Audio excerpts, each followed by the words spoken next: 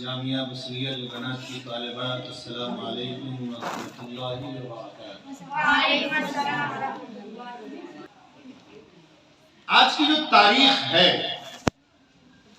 آج کی یہ تاریخ 26 جنوری سیکولر دستور ہند کے نفاذ کو یاد دلاتی ہے اور تا قیامت یاد دلاتی رہے گی کہ یہ ملک کا قانون آج کی اس تاریخ میں نافذ ہوا تھا اور اس ملک کو آزاد کرانے میں جس طرح اس ملک کے علماء اور صلحاء نے محنتیں کی ہیں اور آزاد کرانے کی کوششیں کی ہیں، مجھے یاد پڑتا ہے کہ اس وقت جبکہ انگریزوں کی حکومت اس ملک کے اندر تھی اور انگریز تجارت کی غرض سے اس ملک میں تشریف لائے تھے، لیکن سوء اتفاق کہیے کہ اس ملک میں آنے کے بعد آہستہ آہستہ اپنا سکہ جماتے رہے اور جماتے جماتے پھر وہ وقت آیا، پھر وہ لمحہ آیا، وہ گھڑی آئی کہ اس دیش کے لوگوں کو جو یہاں کے اصل باشی تھے، جو یہاں کے رہنے والے تھے، ان تمام لوگوں کو اپنا غلام بنا لیا اور تمام پر اپنی حکومتیں کرنی شروع کر دی۔ اب مسلمان اور مسلمانوں کے ساتھ دوسرے مسلکوں مذہب کے رہنے والے جو اس ملک اس خطے میں پہلے سے رہتے تھے، وہ سب اب انگریزوں کے غلام بن چکے ہیں۔ لیکن علماء جو یہاں رہ رہے تھے انہیں فکر تھی اس بات کی کہ شاید یہ انگریز اور چند سال رہ جائے تو اس ملک سے اسلام اور مسلمان کا نام مٹ جائے گا۔ اس لیے علماء کو یہ فکر لاحق ہوئی کہ انگریزوں سے غلامی کی زنجیر کو کیسے ختم کیا جائے، وہ زنجیر کیسے ٹوٹے۔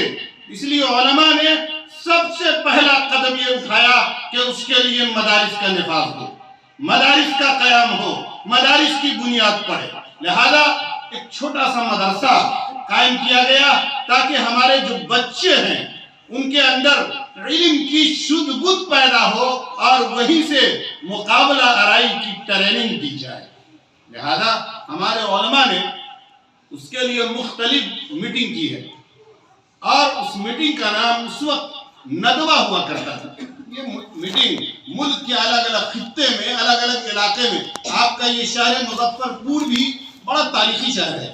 مجھے یاد پڑتا ہے کہ آزادی سے قبل اس شہر کے اندر، اس شہر کی جامع مسجد جو پرانی بازار کے اندر ہے، اس میں حضرت مولانا حسین احمد مدنی نور اللہ مرقدہ آتے تھے اور وہاں اس کی میٹنگ کرتے تھے، اس کا مشورہ کرتے تھے۔ علماء کو جوڑ کر، لوگوں کو جوڑ کر اور اس ملک کے دیگر مذاہب کے لوگوں کو جوڑ کر علماء نے انگریزوں سے مقابلہ شروع کیا۔ لیکن آپ ہمیشہ جانتی ہیں کہ علماء ہمیشہ باہمت ہوتے ہیں۔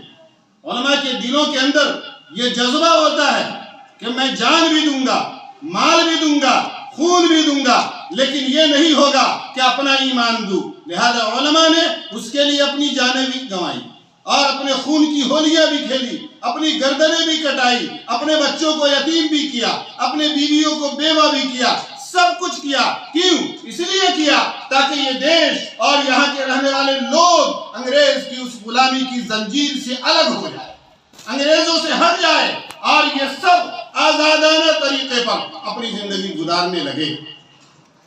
آپ کو تاریخ معلوم ہوگی، آپ نے پڑھا ہوگا، تاریخ سنا ہوگا کہ اس وقت دلی کی جامع مسجد سے لے کر چاندنی چوک تک کوئی بھی درخت ایسا نہیں تھا جس پر علماء کی گردنیں نہ لٹک رہی ہوں۔